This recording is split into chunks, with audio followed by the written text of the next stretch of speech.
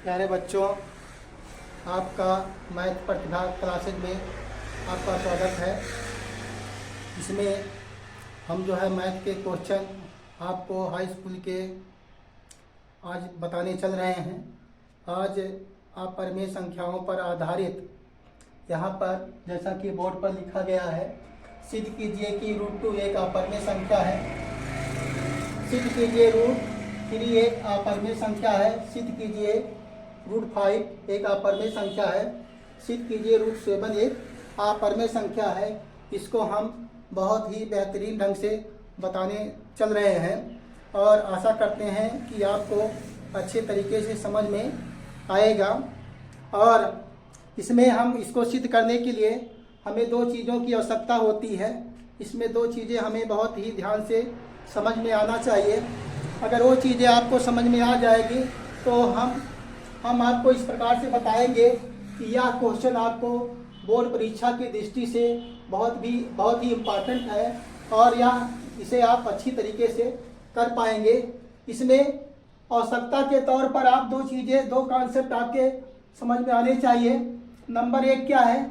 सहअभाज्य। Number क्या है? सहअभाज्य।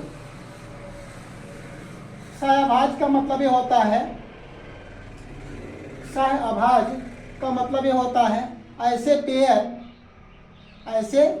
Pair जिसमें केवल वन कॉमन हो, जिसमें केवल वन कॉमन हो। अर्थात आप कह सकते हैं 3 को क्या लिख सकते हैं? 3 × 1 और 5 को क्या लिख सकते हैं? 5 × 1। तो ऐसी संख्याएं, ऐसे पेयर जिसमें वन कॉमन होता है उसे हम सहअभाज्य संख्याएं कहते हैं।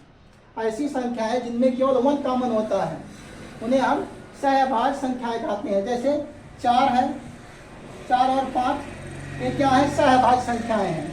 4 को हम लिख सकते हैं 4 × 1 और 5 को लिख सकते हैं 5 × 1। तो इन दोनों में आप देखिए वन कॉमन है, इसलिए क्या है? सहअभाज्य संख्याएं हैं। इनमें हमें आवश्यकता पड़ती है किसी भी परिमेय संख्या को हम p/q के रूप में लिखते हैं। p/q के रूप में, अर्थात जो है यहाँ 5/7 लिखा जाए तो यह एक परिमेय संख्या है। तो इसको आप इसमें एक जो है मान लेते हैं, यहाँ पर जो है कॉमन के तौर पर आप अगर करना चाहे तो क्या हो जाएगा? 1 कॉमन होगा। बटे में क्या हो जाएगा? 6 × 1। इन दोनों में केवल एक कॉमन है तो यह क्या हो जाएगा? ये दोनों क्या है? सहअभाज्य संख्याएं हैं। इसी प्रकार जो है 4/3 है, 4/3 है तो इसमें भी आप लिख सकते हैं कि 4 × 1 और 3 × 1। अर्थात जो है इन दोनों में क्या कॉमन है? 1 कॉमन है। अर्थात जो है ऐसी संख्याएं आप जब यहाँ पर लिखेंगे p और q सहअभाज्य संख्याएं हैं, जब यहाँ पर लिखा जाएगा p, q सहअभाज्य संख्याएं, सहअभाज्य संख्याएं हैं। इसका मतलब क्या है कि p और q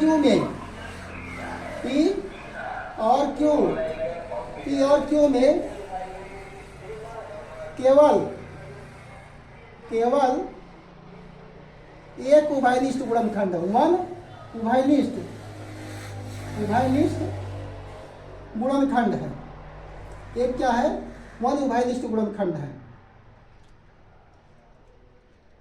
इस प्रकार से अर्थात जो है हम p और q को जब सहअभाज्य संख्याएं मानेंगे तो इसमें p और q में केवल क्या है? वन उभयनिष्ठ गुणनखंड है। आप क्या करेंगे? उसको आप मान करके आगे हल करेंगे कि उसमें कोई दूसरा उभयनिष्ठ गुणनखंड आ जाता है तो उससे क्या होगा? विरोध युक्ति उत्पन्न हो जाएगी और आप कह सकेंगे कि यह क्या है? परिमेय संख्या नहीं, क्या है? अपरिमेय संख्या है। दूसरा कॉन्सेप्ट क्या है? इसमें उसका यूज किया जाएगा, उसमें दूसरे का क्या यूज किया जाएगा? जैसे यहाँ पर एक 36 क्या है? 36 एक स्क्वायर है, इसका स्क्वायर है, 6 का स्क्वायर है। अगर कोई संख्या दो इसको क्या करती है? डिवाइड करती है। दो क्या कर रही है? स्क्वायर को डिवाइड कर रही है तो इसका वर्गमूल लिया जाए, इसका वर्गमूल लेंगे तो आपको 6 मिलेगा। तो यहाँ इसका वर्गमूल, यहाँ इसका वर्गमूल को 6, तो यह संख्या क्या करेगी, इसको भी डिवाइड करेगी। अर्थात जो है अगर कोई संख्या ए पी स्क्वायर को डिवाइड कर रही है तो इसके वर्गमूल, इसका जो वर्गमूल लिया जाए इसका पी, अर्थात ए क्या करेगी, पी को भी डिवाइड करेगी, पी को विभाजित होगी, पी को भी विभाजित करेगी। इसी प्रकार अगर कोई संख्या मान लेते हैं यहाँ पर जो है आप यहाँ 25 ले लीजिए, 25 क्या है, वर्ग है, किसका वर्ग है, 5 का वर्ग है। तो अगर 5 जो है इसको डिवाइड कर रहा है, 25 को डिवाइड कर रहा है, उसका वर्गमूल लेंगे तो 5 होगा, 5 क्या करेगा, 5 को भी डिवाइड करेगा। अर्थात जो है आप कोई संख्या मान लेते हैं, यहाँ पर लेते हैं बी, लेते हैं बी अगर जो है क्यू स्क्वायर को डिवाइड कर रहा है तो बी क्या करेगा, इसके वर्गमूल अर्थात क्यू को भी डिवाइड करेगा या विभाजित करेगा, क्यू को भी विभाजित करेगा, तो बी विभाजित करेगा, इसका विभाजित करेगा। इस कॉन्सेप्ट का यहाँ पर यूज किया जाएगा। इन्हीं दोनों कॉन्सेप्टों के आधार पर जो है हम इसको सिद्ध करेंगे कि जो है कि विरोध युक्ति लेकर के जो है हम सिद्ध किया जाता है कि जो है ये सिद्ध कीजिए कि √2 एक अपरमेय संख्या है, सिद्ध कीजिए √3 एक अपरमेय संख्या है, सिद्ध कीजिए √5 एक अपरमेय संख्या है, सिद्ध कीजिए √7 एक अपरमेय संख्या है। इसको हम भली भांति अच्छी प्रकार से समझाएंगे और इन चारों क्वेश्चनों को बताएंगे। आप इसको भली भांति समझ लीजिएगा और बोर्ड परीक्षा की दृष्टि से यह क्वेश्चन बहुत इंपॉर्टेंट हैं। अब बारी बारी से हम जो है इन सब क्वेश्चनों को सिद्ध कर रहे हैं। हाँ देखिए, आप सबसे पहले हम क्या सिद्ध करेंगे, सिद्ध कीजिए कि √2 एक अपरमेय संख्या है। इसे आप ध्यान दीजिएगा। इसको सिद्ध करने के लिए सबसे पहले हम क्या करेंगे, मान लेंगे। आपको सिद्ध करना है कि √2 एक अपरमेय संख्या है, तो इसे आप क्या करेंगे, सिद्ध करने के लिए सबसे पहले क्या किया जाता है, मान लिया जाता है। तो मान लेंगे, माना √2 एक परमेय संख्या है।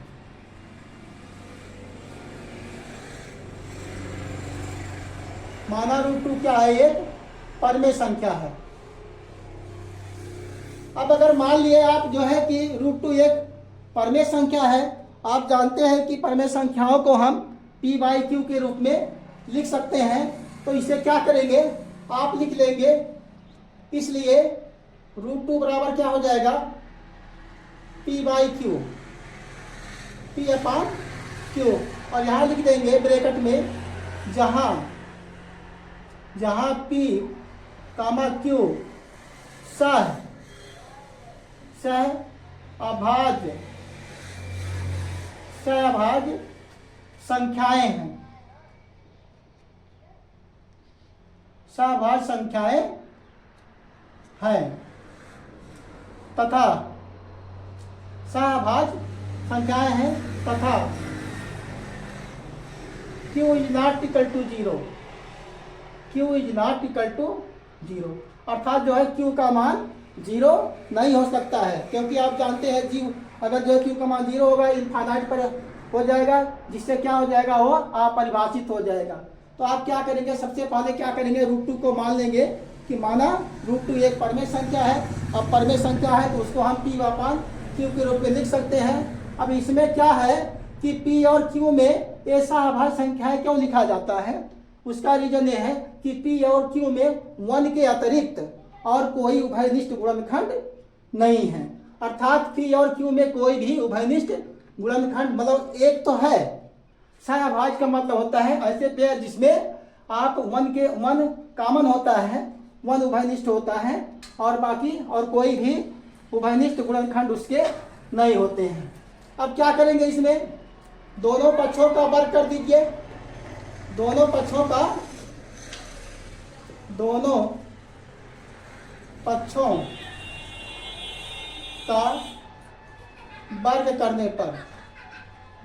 वर्ग करने पर।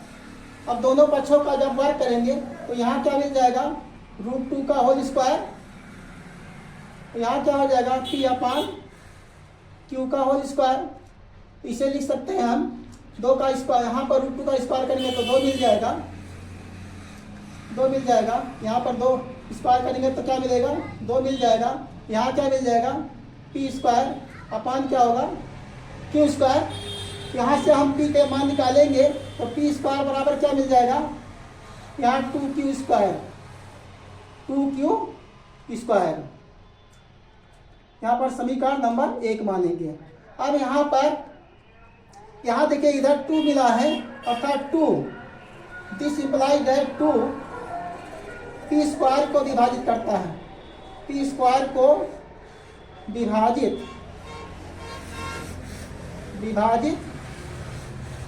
करता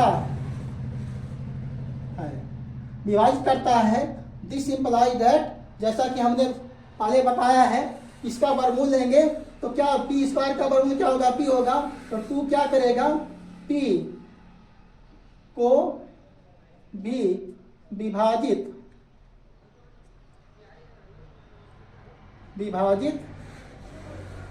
करेगा,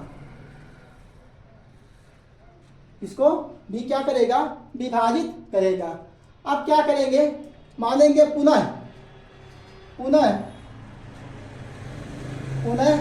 यहाँ पर जो P दिया गया है, यहाँ जो आता है उसी के रूप में आप मान लेते हैं।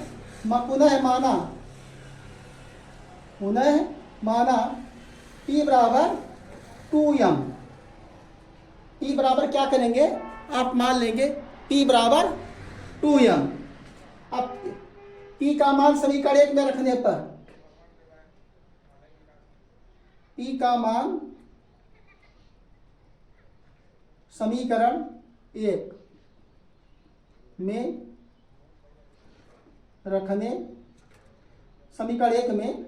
रखने पर, जब P का मान समीकरण 1 में रखेंगे तो जहाँ P है वहाँ पर 2m रखा जाएगा। क्या मिल जाएगा, 2m का स्क्वायर बराबर क्या होगा, 2Q²।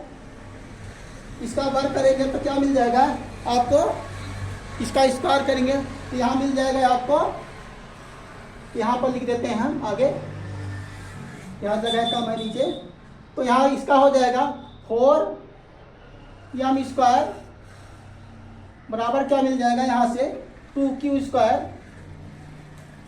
4m² बराबर क्या मिल जाएगा, 2Q²। अब यहाँ से Q² का मान निकाला जाए तो Q² बराबर क्या हो जाएगा, 4m² बटे क्या हो जाएगा 2, इसको काट दिया, 2 1 2 2 4, तो यह हो जाएगा Q² बराबर क्या मिल जाएगा, 2m²। ये मिल गया समीकरण नंबर 2। तो यहाँ से आप लिख सकते हैं, क्या लिखेंगे, दिस इम्प्लाइज दैट 2Q² को विभाजित करता है,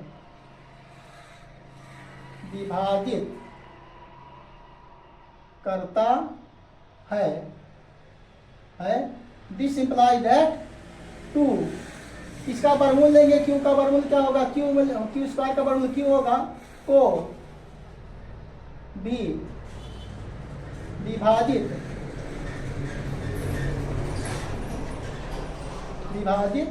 करेगा। अर्थात जो है इसमें समीकरण 1 और 2 में एक उभयनिष्ठ कॉमन फैक्टर जो हमने माना था P और Q में कि केवल जो है 1 उभयनिष्ठ गुणनखंड है, लेकिन आप देख रहे हैं कि समीकरण 1 और 2 से क्या लिखेंगे, लिख देंगे समीकरण 1 और 2 से, ये भी नहीं चल रहा है, यहाँ से समीकरण 1 और 2 से, समीकरण 1 और 2 से 2, समीकरण 1 और 2 से 2 P और Q का एक उभयनिष्ठ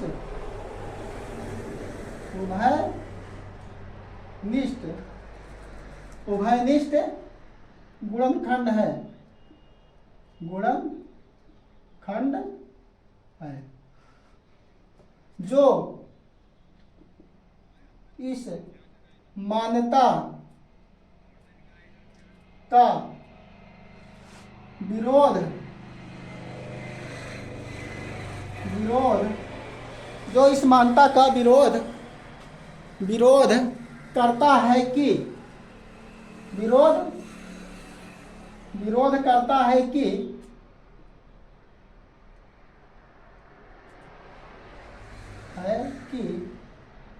P, Q में कोई P, Q में 1 के अतिरिक्त 1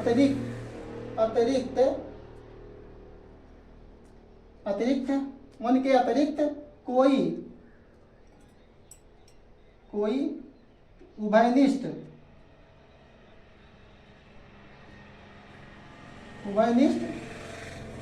गुणनखंड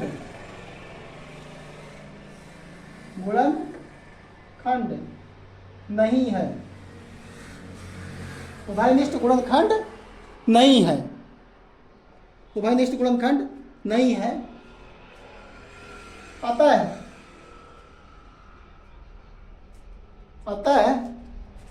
यहाँ चल नहीं रहा। अतः क्या लिख देंगे? अतः √2 एक अपरिमेय संख्या है। अपरिमेय संख्या। इस प्रकार से आप इसे भली भांति जो है कर सकते हैं कि यहाँ पर जो है इस प्रकार से आप समझ सकते हैं। सबसे पहले हम मानेंगे √2 एक परिमेय संख्या है, उसके बाद उसका वर्ग कर देंगे, उसको हल करेंगे वहाँ p² के रूप में। p² बराबर 2q² एक समीकरण मान लेंगे। अब यहाँ पर चूंकि यह इससे डिवाइड होगा तो 2 क्या करेगा? p² को डिवाइड करेगा, तो यहाँ पर 2 इसका वर्गमूल लिया जाए तो p मिलेगा, तो 2 क्या करेगा? p को भी विभाजित करेगा। फिर जो है क्या करेंगे? पुनः माना p बराबर 2m, p का मान समीकरण 1 में रखेंगे। फिर यहाँ पर जो गुणांक मिलता है उसी को हम मानते हैं p बराबर 2m, यहाँ कोई भी अक्षर मान सकते हैं। तो 2m का स्क्वायर करेंगे बराबर क्या मिलेगा? 2q²। इसको वर्ग कर देंगे 4m² बराबर 2q², q² बराबर 4m² बटे 2। तो यहाँ से 2 से 2 काट देंगे, दोनों 4 q² बराबर 2m आ जाएगा। अब देखिए यहाँ भी 2 कॉमन के रूप में आ गया, यहाँ भी 2, दोनों में क्या है? कॉमन है, अर्थात p और q में एक उभयनिष्ठ गुणनखंड क्या आ गया? 2 मान गया, जो कि इस कल्पना का विरोध करता है कि p और q में क्या है? एक के अतिरिक्त कोई गुणनखंड नहीं है। ये जो अतः जो है क्या हो जाएगा? √2 एक अपरिमेय संख्या है। अब देखिए अगला क्वेश्चन कह रहा है सिद्ध कीजिए कि √3 एक अपरिमेय संख्या है। इसको हल करने के लिए आप क्या करेंगे? मान लेंगे माना √3 एक अपरिमेय संख्या है। माना √3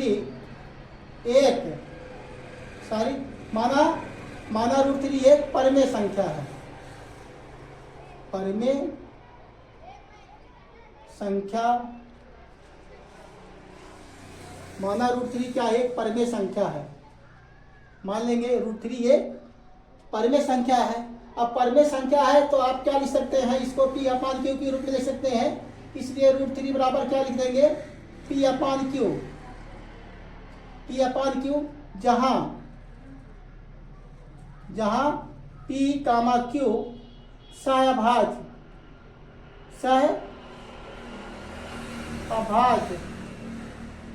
संख्याएं हैं।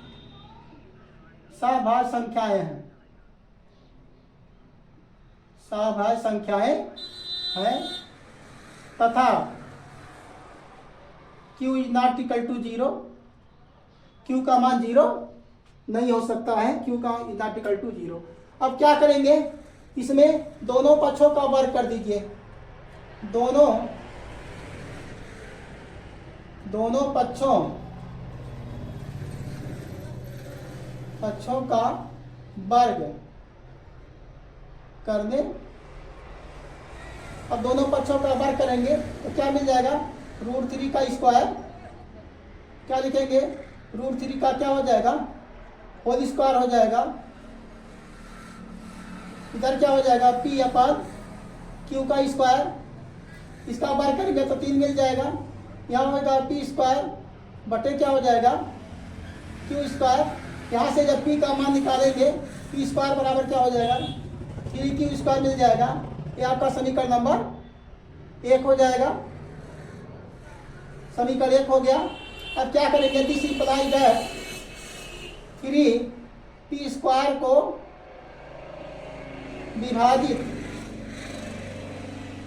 विभाजित करता है, दिस इंप्लाइज दैट 3P को भी विभाजित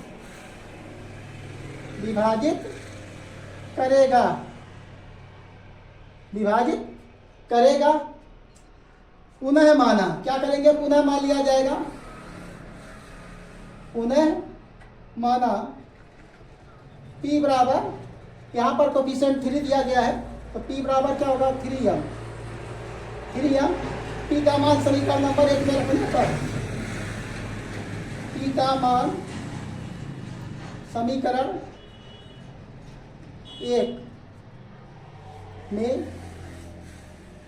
रखने पर, P का मान समीकरण 1 में रखेंगे तो जहाँ पर P है वहाँ 3m लिखेंगे, 3m का स्क्वायर बराबर क्या होगा 3Q², 3 3 का 9, m² बराबर क्या मिल जाएगा 3Q²। अब यहाँ पर लिख देते हैं, यहाँ से आगे यहाँ पर Q² बराबर निकाल लिया जाए तो Q² बराबर क्या मिल जाएगा 9m² बटे क्या हो जाएगा 3 3 3 का 9, क्या मिल जाएगा Q² बराबर क्या मिल जाएगा 3m², मिल जाएगा समीकरण नंबर 2, समीकरण नंबर 2 हो गया। अब यहाँ से क्या करेंगे, दिस इंप्लाइज दैट 3Q² को विभाजित करता है,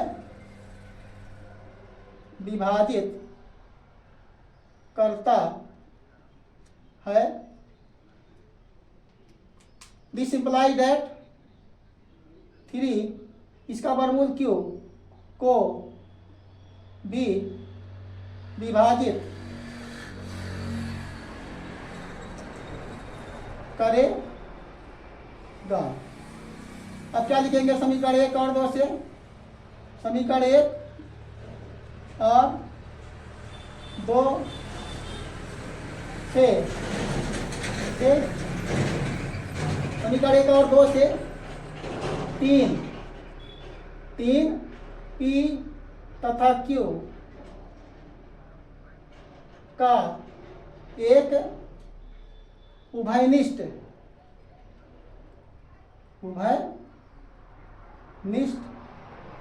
गुणनखंड है,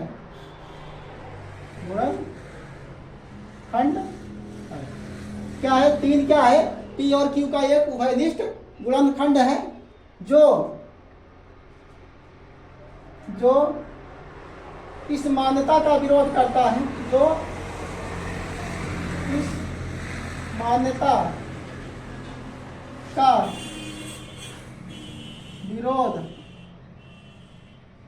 विरोध करता है कि P, Q में एक के अतिरिक्त और कोई उभयनिष्ठ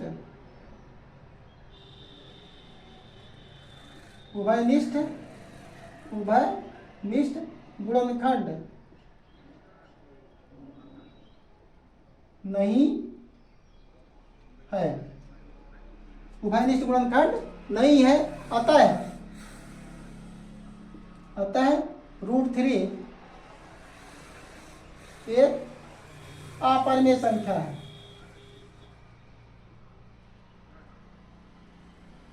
अपरिमेय संख्या है। इस प्रकार से आप इसको √3 एक अपरिमेय संख्या है, इसको सिद्ध कर सकते हैं। सबसे पहले हमने क्या किया, मान लिया माना √3 एक अपरिमेय माना √3 एक परिमेय संख्या है। √3 बराबर p/q मान लिया, जहां पर p, q क्या सहभाज्य संख्या है तथा q = 0। दोनों पक्षों का वर्ग किया जाएगा, तो दोनों पक्षों को वर्ग करने पर √3 का होल स्क्वायर बराबर क्या, p/q का होल स्क्वायर। यहाँ 3 मिल जाएगा, यहाँ p²/q²।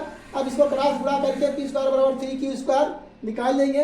अब यहाँ पर 3 क्या करेगा, p² को डिवाइड करता है, दिस इंप्लाइज दैट 3 क्या करेगा, p को भी डिवाइड करेगा। माना p बराबर 3m, p का मान समीकरण 1 में रखने पर 3m का होल स्क्वायर बराबर 3q²। 9m² बराबर क्या मिलेगा, 3q²। अब यहाँ से q² बराबर 9m² का यहाँ पर क्या करें, 3 से डिवाइड कर देंगे तो q² बराबर 3m² मिल जाएगा।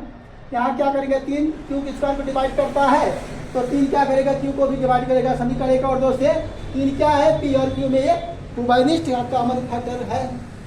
अतः जो है, जो इस मान्यता का विरोध करता है, क्योंकि यह एक सहभाज्य संख्या है, सहभाज्य संख्याओं में एक अतिरिक्त और कोई उभयनिष्ठ गुणनखंड नहीं होते हैं, तो इस मान्यता का विरोध करेगा। इससे स्पष्ट हो जाएगा कि ये √3 एक अपरिमेय संख्या है। हाँ देखिए, क्वेश्चन नंबर 3 आपका क्या है, सिद्ध कीजिए √5 एक अपरिमेय संख्या है। इसे भी सेम उसी प्रकार से आप क्या करेंगे, इसे सिद्ध करेंगे। इसको सिद्ध करने के लिए क्या करेंगे, सबसे पहले आप क्या करेंगे, मान लेंगे माना √5 एक परिमेय संख्या है। माना √5 एक परिमेय संख्या है, एक परिमेय संख्या है। मान लेंगे माना √5 क्या एक परिमेय संख्या है। मार्कर सही नहीं चल रहा है, तो आप क्या करेंगे, यहाँ पर माना √5 एक परिमेय संख्या है, क्या करेंगे, इसलिए लिखेंगे, इसलिए √5 बराबर क्या लिख सकते हैं, t/q। क्या लिखेंगे, जहां p, q सहभाज्य संख्याएं हैं, सहअभाज्य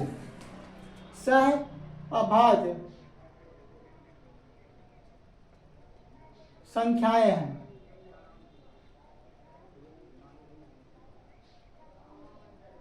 सहभाज्य संख्याएं हैं तथा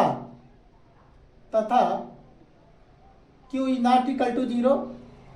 क्या है, q का मान 0 नहीं हो सकता है। अब क्या करेंगे, दोनों पक्षों का वर्ग कर दिया जाए। दोनों पक्षों का वर्ग करने पर, दोनों पक्षों का वर्ग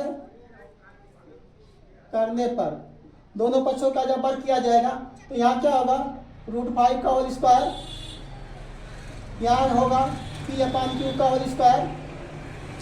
इसका वर्ग करेंगे तो 5 हो जाएगा। यहाँ पर क्या हो जाएगा, p² बटे क्या होगा, q²। अब यहाँ से क्रॉस गुणा किया जाए तो p² बराबर क्या मिल जाएगा, 5q²।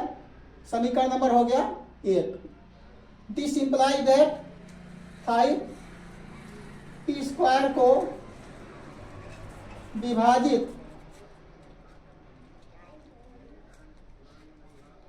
p² को विभाजित करता है। p² इसको विभाजित करता है। दिस इंप्लाइज दैट 5p को भी विभाजित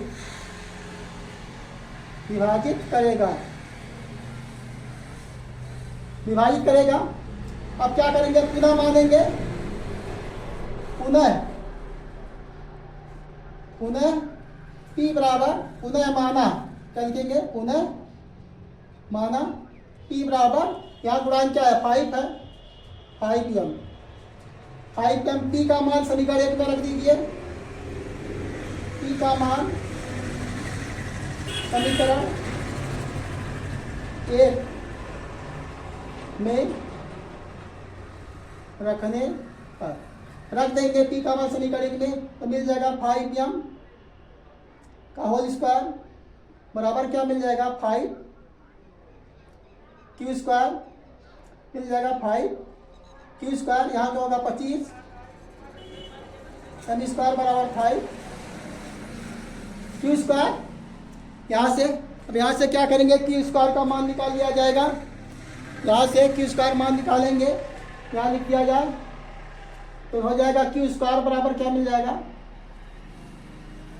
25 m स्क्वायर बटे क्या आ जाएगा 5 करने 5 25, यहाँ से q स्क्वायर बराबर क्या मिल जाएगा 5 m स्क्वायर, ये समीकरण नंबर 2 हो जाएगा।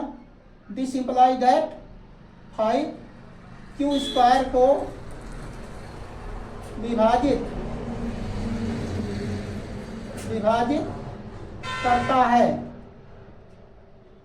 करता है, दिस इंप्लाइज दैट 5q को भी विभाजित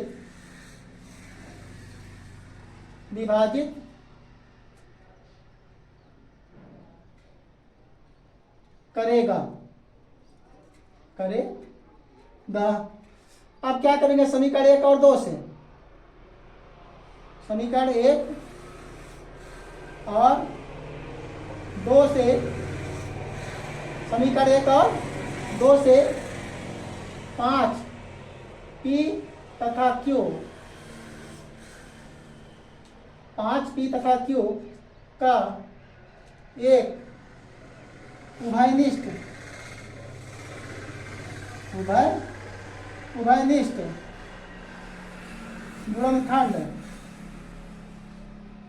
गुणनखंड है जो इस मान्यता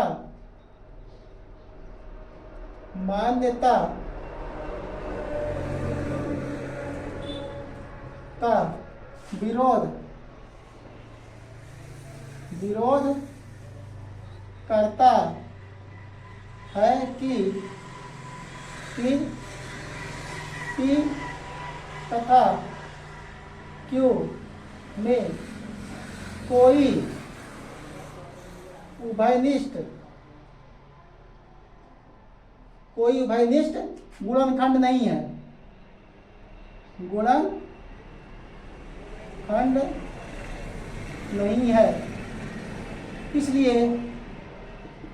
इसलिए रूट हाइट एक अपरिमेय संख्या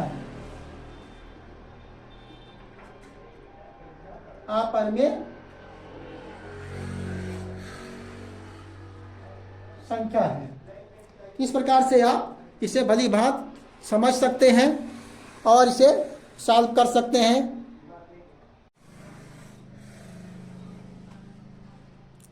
हाँ देखिए अगला क्वेश्चन है, क्वेश्चन नंबर 14, कार्य सिद्ध कीजिए रूट 7 एक अपरिमेय संख्या है।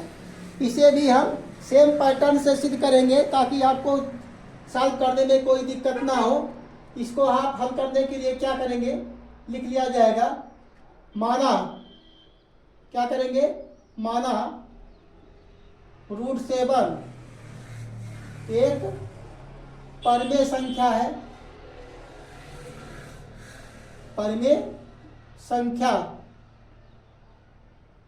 माना रूट 7 क्या एक परिमेय संख्या है। जब हमने परिमेय संख्या मान लिया तो इसे p/q के रूप में लिख सकते हैं, इसलिए ये क्या हो जाएगा, रूट 7 बराबर क्या मिल जाएगा p/q, जहां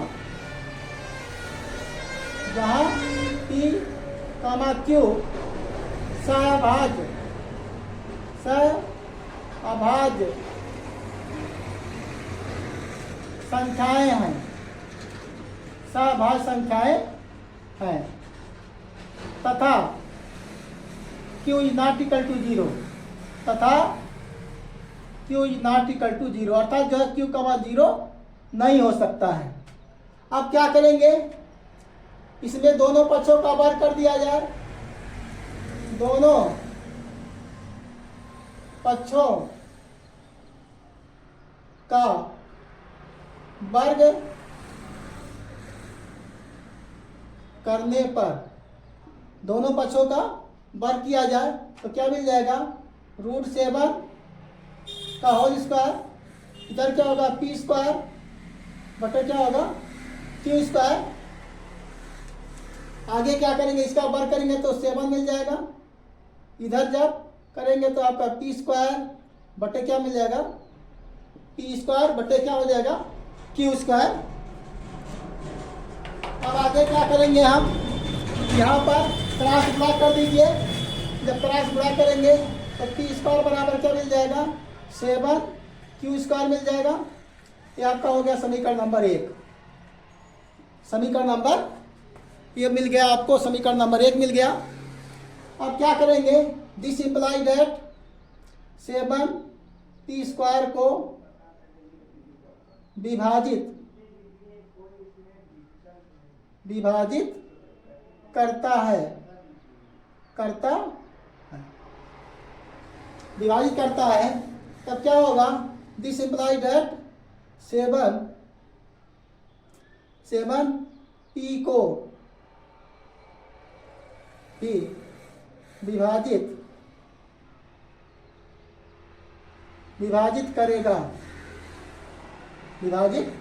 करेगा। अब पुनः माना P बराबर मान लिया जाएगा, यहाँ पर गुणांक 7 है तो 7m, P बराबर क्या मानेंगे 7m मान लिया जाएगा, P बराबर 7m। अब P का मान समीकरण 1 में रख दीजिए, P का मान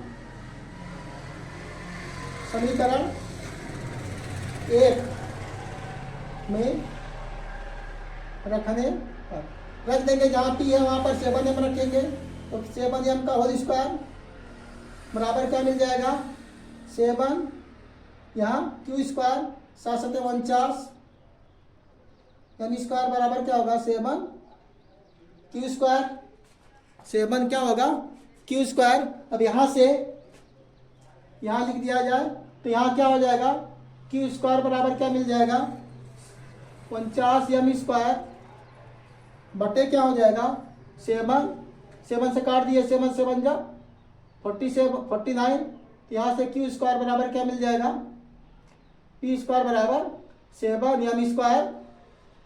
यह मिल गया समीकरण नंबर 2, ये समीकरण नंबर 2। अब क्या करेंगे, this implies that 7 Q square को विभाजित करता है,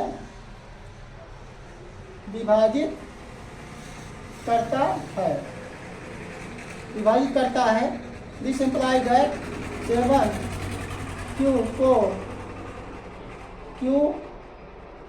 को भी विभाजित करेगा। अब क्या लिखेंगे, समीकरण 1 और 2 से, समीकरण 1 और 2 से 7 P तथा Q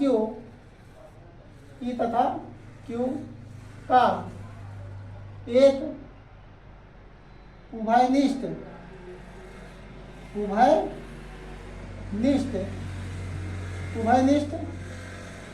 गुणनखंड है,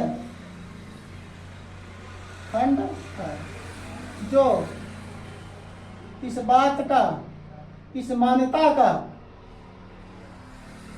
मान्यता का विरोध करता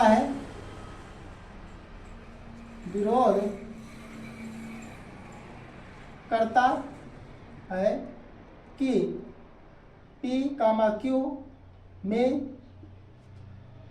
एक के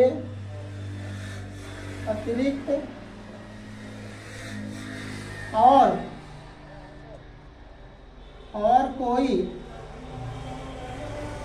उभयनिष्ठ सेवनखंड नहीं है, नहीं है। इसलिए क्या लिख देंगे आप? इसलिए रूट 7 एक अपरिमेय संख्या है।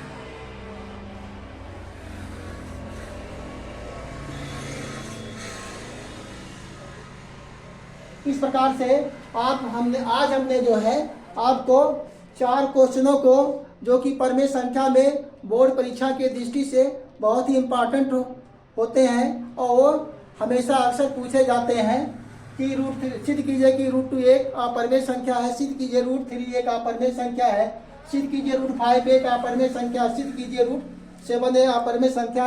अक्सर जो है ये क्वेश्चन आते रहते हैं। हमारे अगर जो है आपको वीडियो अच्छी लगी हो तो हमारे मैथ प्रतिभा क्लासेस के चैनल को लाइक शेयर सब्सक्राइब जरूर करें। धन्यवाद।